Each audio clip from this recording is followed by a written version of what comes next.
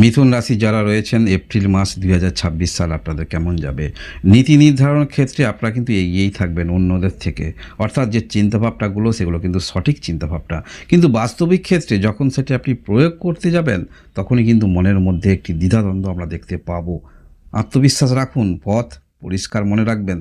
Event এমনকি আমরা দেখতে পাবো আপনি হয়তো কোনো টিচিং রিলেটেড সঙ্গে যুক্ত রয়েছেন বা অ্যাডভাইস দেন বা কাকে কিছু বলছেন বিষয়টা, সেই বিষয়টা তারা কিন্তু নিয়ে কিছু করতে পারবে, কিন্তু আপনার দিক থেকে একটু পিছিয়ে থাকছেন।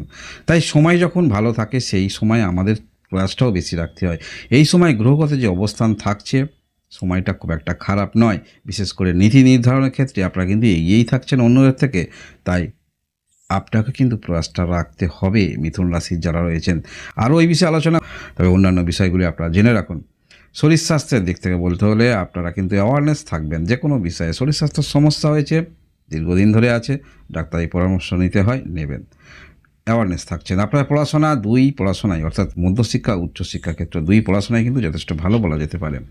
আপনাদের আপনাদের ভালোবাসার সম্পর্ক ভালো, তবুও ছোটো ছোটো বিষয় নিয়ে আপনাদের মধ্যে একটু কিন্তু দ্বিমত হতে পারে।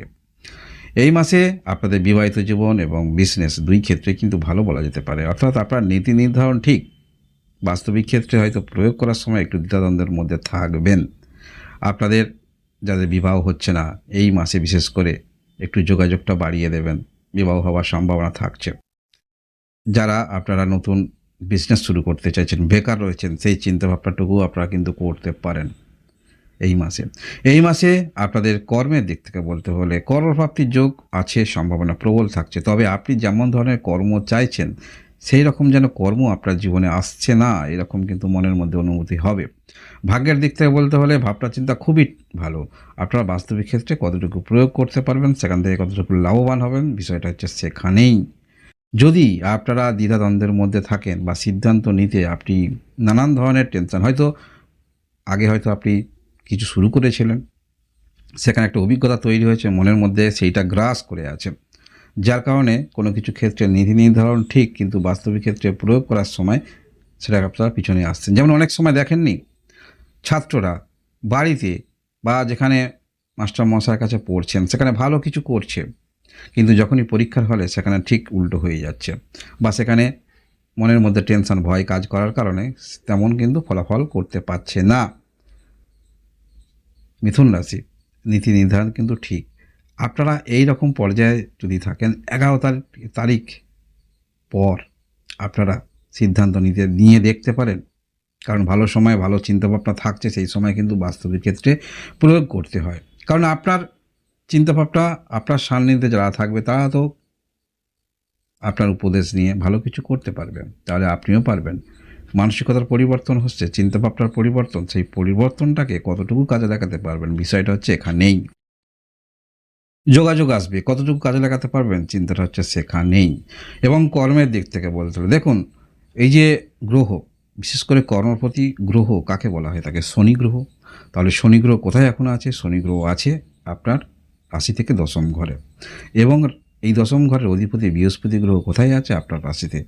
যার ফলে কর্মকেন্দ্রিক মানসিকতা অবশ্যই আপনাদের থাকবে। সেটা হতে পারে আপনি এমন কোনো কর্ম করেন, মানসিক হতে পারে, শারীরিক হতে পারে, বা যে কর্ম প্রত্যেক দিন আপনাদের জীবিকা নির্বাহের জন্য করা হয়। এবং যারা স্টুডেন্ট লাইফে রয়েছেন আপনারাও কিন্তু পড়াশোনার মধ্যে কর্মটা চালিয়ে যাচ্ছেন, তাই কর্মকেন্দ্রিক মানসিকতা আপনাদের মধ্যে থাকবে এবং কর্মপ্রাপ্তির যোগ আছে। যারা বিশেষ করে কোনো অভিজ্ঞতা নিয়ে আছেন, দূরে কর্মের জন্য আবেদন করতে চাইছেন, এই মাসে আবেদন করবেন। গ্রহগত যে অবস্থান থাকছে এবং 11 তারিখের পর কিছু ইচ্ছা চেষ্টা সেগুলো কিন্তু হওয়ার সম্ভাবনা থাকছে।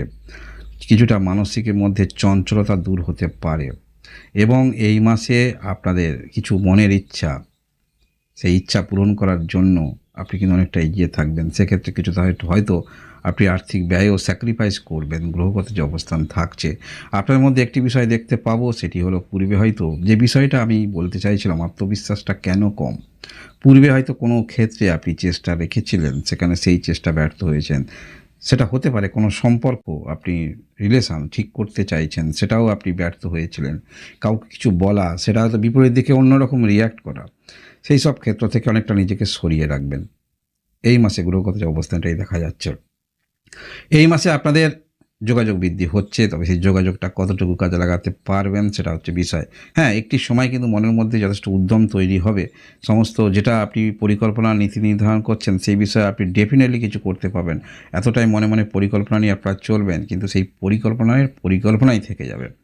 বাস্তবিক ক্ষেত্রে যতক্ষণ না প্রয়োগ করবেন তার কিন্তু ফলাফল পাবেন না। মিথুন রাশির যারা রয়েছেন, মিথুন রাশি এই সময় খুব একটা গ্রহের অবস্থান বিশেষ করে খারাপ নয়। যেহেতু রাশির অধিপতি যে নবম ঘরে থাকছে, এরপরে দশম ঘরে প্রবেশ করবে এবং আপনারা দেখতে পাবো রাশিতে বৃহস্পতি গ্রহ অবস্থান, এবং বৃহস্পতি গ্রহ এই যে অবস্থান শুধু অবস্থান নয়, বৃহস্পতি গ্রহ কিন্তু লক্ষ্মী ঘরে অবস্থান, অর্থাৎ 1, 5, 9 যে দৃষ্টি থাকছে এটাও যথেষ্ট ভালো, এবং বৃহস্পতি গ্রহ রাশিতে অবস্থান, অর্থাৎ নীতি নির্ধারণের ক্ষেত্রে কিন্তু আপনারা এগিয়ে থাকলেন, কিন্তু বাস্তবিক ক্ষেত্রে সেটা প্রয়োগ করতে হবে, মনে রাখবেন। আপনারা যারা বিশেষ করে বিবাহিত জীবনের সমস্যায় রয়েছেন, কোনো বিষয়ের সমস্যা, আপনাদের মধ্যে সম্পর্ক বনিবনা হচ্ছে না, সম্পর্ক এই সময় আপনারা উন্নতি করতে পারেন, সেটাও আমরা দেখতে পাবো। এবং এই মাসে যদি আপনি বিবাহিত হয়ে থাকেন, আপনার পার্টনার যদি কোনো রকম কর্মক্ষেত্রের মধ্যে যুক্ত থাকেন, সেখানেও কিন্তু পার্টনারের নামের বিস্তার সেটা আমরা দেখতে পাবো। আপনার মধ্যে যে কোনো শিল্পকলা, ক্রিয়েটিভিটি সেটা যদি থাকে, সেটা অবশ্যই আপনার কর্মের মধ্যে প্রয়োগ করতে পারেন বা শুরু করতে পারেন। এটি ক্রিয়েটিভিটি আপনার মধ্যে রয়েছে, সেটা আপনি জানাতে চাইছেন, সেটা করতে পারেন। বিশেষ করে এই মাসে যে কোনো কর্মক্ষেত্রের মধ্যে যদি থাকেন, একটু যদি আপনার অ্যাক্টিভিটি থাকে এই কর্মের মধ্যে, সেই কর্মে অনেক লোক কিন্তু জানবে, চিনবে, এটাও কিন্তু বিষয়টা খুব একটা খারাপ নয়, খুব ভালো বিষয়। জানবে, চিনবে সেটা বলা যেতে পারে। এবং যোগাযোগ অবশ্যই আসবে, কিছু যোগাযোগ সেটা হয়তো এমনিতেই আপনারা সরিয়ে দেবেন, কিছু যোগাযোগ অ্যাকসেপ্ট করবেন। যেগুলো অ্যাকসেপ্ট করবেন সেগুলির ক্ষেত্রে, আর যেগুলি ছেড়ে দিচ্ছেন বিশেষ করে সেগুলি ভালো করে একটু পর্যালোচনা করবেন।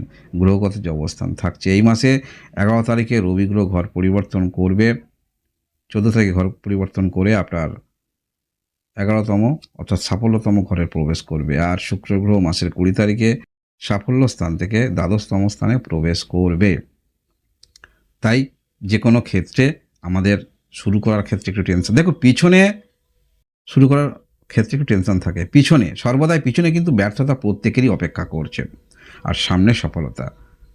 তাই ব্যর্থতা যেহেতু অপেক্ষা করছেই প্রত্যেকের, স্বাভাবিক, সবাই আপনার মধ্যেই থাকবে, তাই সামনের দিকে এগিয়ে যান না, সফলতা আছে, চেষ্টা রাখুন না, আত্মবিশ্বাস রাখুন, পথ পরিষ্কার। মনে রাখবেন মিথুন রাশি যারা রয়েছেন, গ্রহগত যে অবস্থান থাকছে, আপনারা অন্যান্য ব্যক্তিকে যখন উপদেশ দিচ্ছেন, তারা আপনার উপদেশ কাজে লাগিয়ে কিছু করতে পারবে, আর আপনারা করতে পারবেন না, মনের মধ্যে টেনশন নিয়ে থাকবেন, সেটা কিন্তু ঠিক নয়। তাই শুরু করুন, টেনশন রাখবেন না মনের মধ্যে।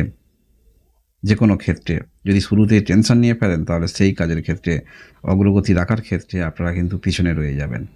তাই এই মাসে গ্রহগত যে অবস্থান থাকছে, আপনাদের অবশ্যই নীতি নির্ধারণ ঠিক থাকছে, তাহলে অবশ্যই শুরু করা উচিত, চেষ্টা রাখা উচিত, যারাই আপনারা মিথুন রাশি রয়েছেন।